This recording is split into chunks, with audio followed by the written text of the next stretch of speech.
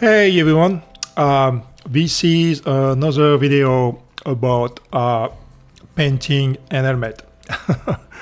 I guess I really like that, sorry, but I think I had to share this one too because I'm getting better at it, and it's always, a different kind of project.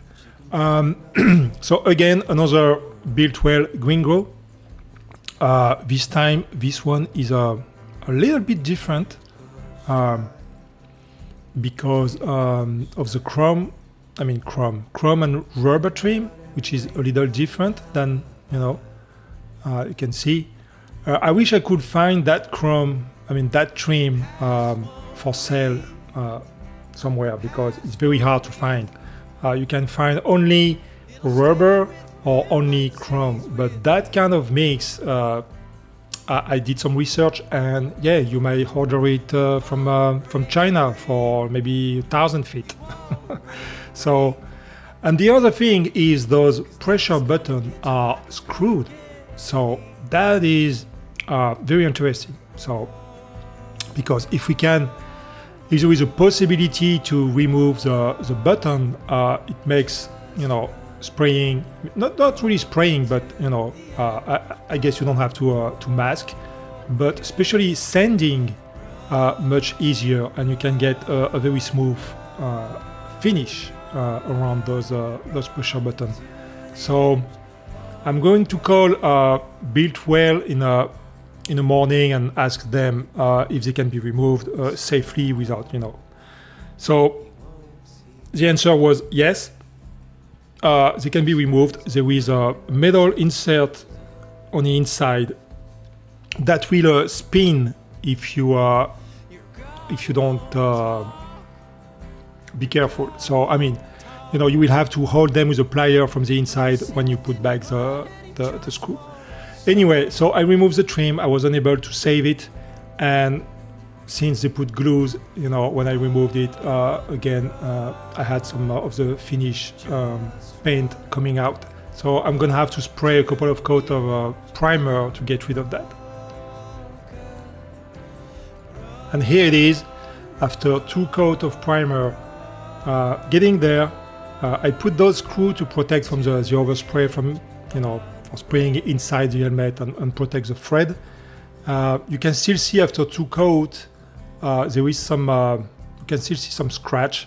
So I'm pretty sure after the 3rd coat we should be good to go.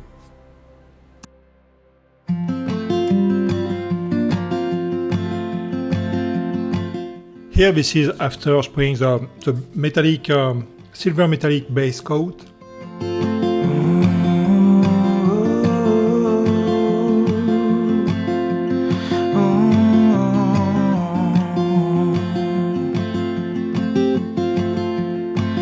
Didn't see you enter. Here, this is after spraying the clear and the flakes from Painthuffer, the 50/50, and clear coat from High-Tech, the 7100 product. Dropped your anchor down to my soul.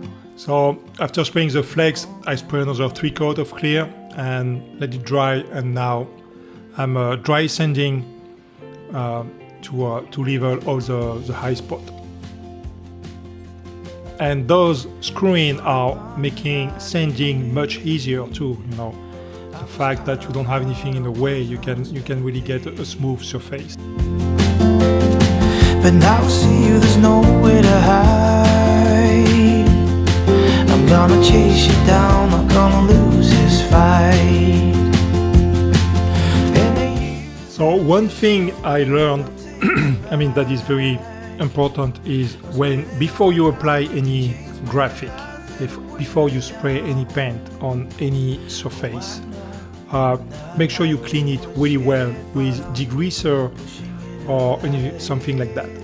I'm using acetone. This is very strong.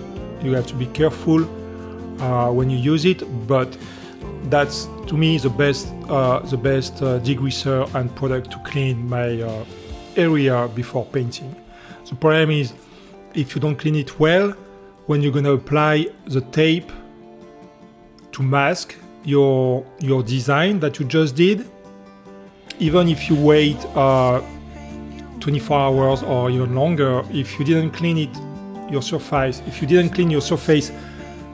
really well before, the paint's gonna come off. So you're gonna be like, oh, shout, I have to redo it. So that sucks. And believe me, it happened. Not a lot, but live and learn. So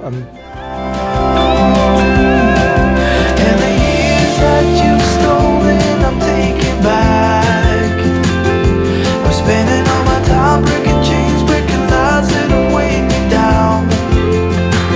Oh, I know I'm not out of the woods yet, but I'm pushing into the light ahead, and it feels good. Oh, the years that you've stolen, I'm taking back. I'm spending all my time breaking chains, breaking lies that have weighed me down. Oh, I know I'm not out of the woods yet, but I'm pushing into the light ahead, and it feels good.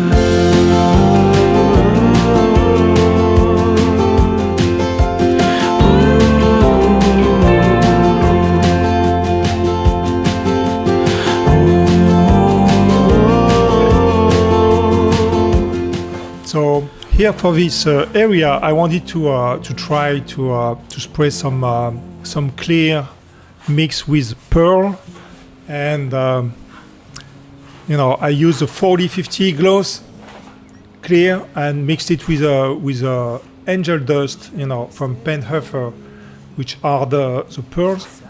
And I wasn't really thrilled with the result. Maybe I didn't use it as, I mixed it together, and I don't know, maybe it have to be spray on the base coat. Sorry, Nash is getting crazy around here. Okay. And so yeah, I used it, you can see, mixed it, sprayed it, and I was expecting something different maybe. So I will have to experiment on another thing to see what kind of result I can get with that. Times like that, it will taste an even sweeter. But the past remains the past. But the past remains the past.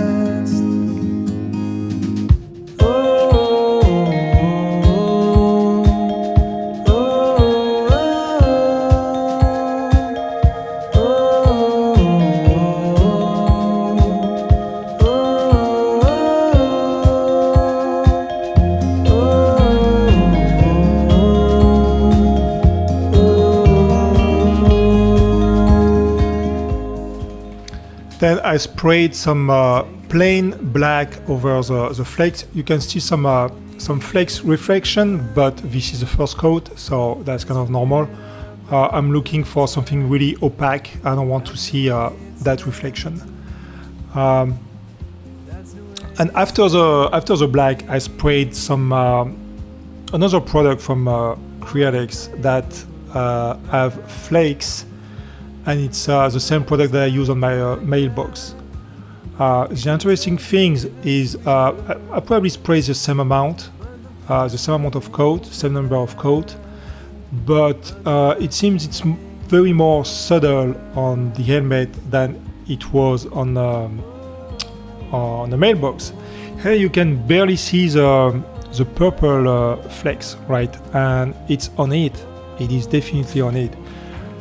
The only difference between the helmet and the mailbox is the black, base that I use before spraying those little chameleon paint. On the mailbox, it was a paint that I use with my normal spray gun, and this paint is a Createx paint, black paint, and I don't know, maybe it's made to work together, so it works, it's more subtle, it works better, but it definitely works better. It's very much more subtle. Now I'm spraying some clear coat, to to see the design and everything. And as you can see, I ended up putting some yellow, kind of gold, orangey on the top section when there is the dragon scale. On the right, there is another helmet that I'm working on. This is an experimental helmet, let's say that. I'm still working on it.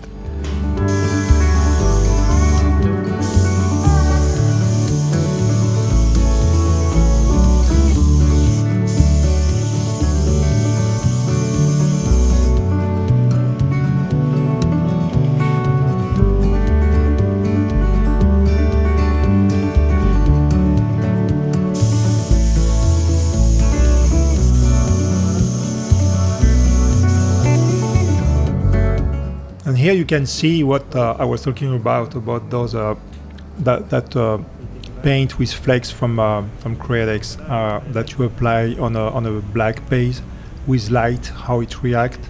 It really shows, and I mean, I spray that everywhere. So light, you can see it, and no light, oh, you don't see anything. That's pretty cool. Love it. So then I sand it with 2000, and I realized that I had a couple of little like pinhole that I needed to fix. So I'm gonna finish with 2000, and I do know that I will have to respray a couple of clear coat after that.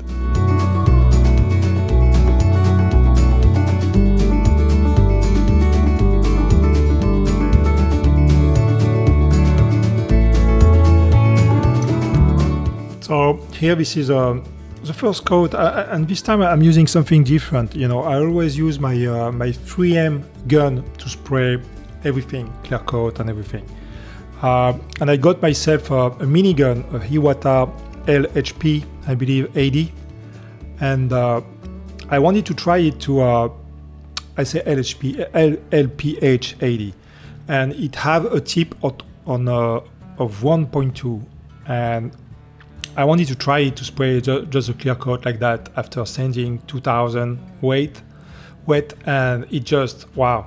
It's the atomization is very, very fine, so it sprays very well. I was very happy with the result.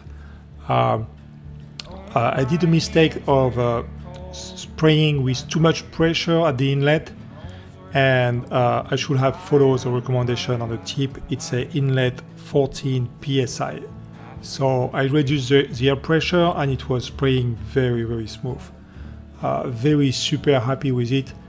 Here, this is only the first coat. It's not a real wet coat, but well, I'm excited to see how it's gonna look after the wet coat. And this is the clear I'm using, guys. This clear, I had some very good result. Very easy to spray. Never had any problem. I use it to carry my flakes, and sometimes as an undercoat, and it works. And you can see right there the reflection. It's pretty cool. Very happy again of the result. I'm gonna have to find some 2500, 3000, or maybe more sandpaper to wet sand before buffing. But look at that reflection. That's pretty good.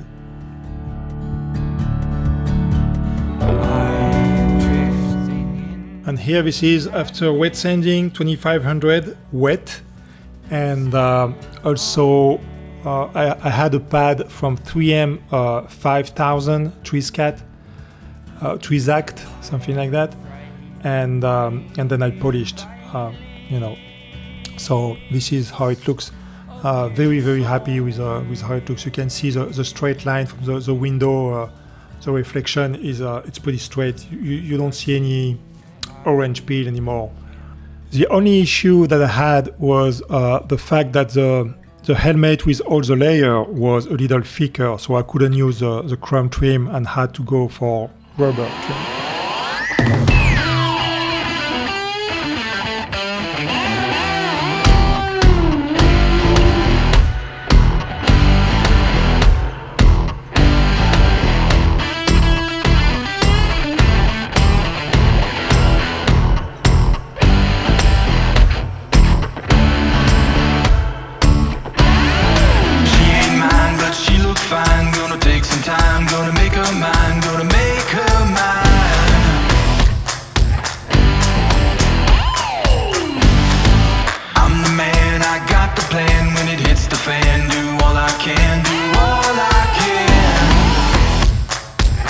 That's it for this video, guys. Thanks for watching. Please like and hit that subscribe button. Really appreciate it. Thanks. She drives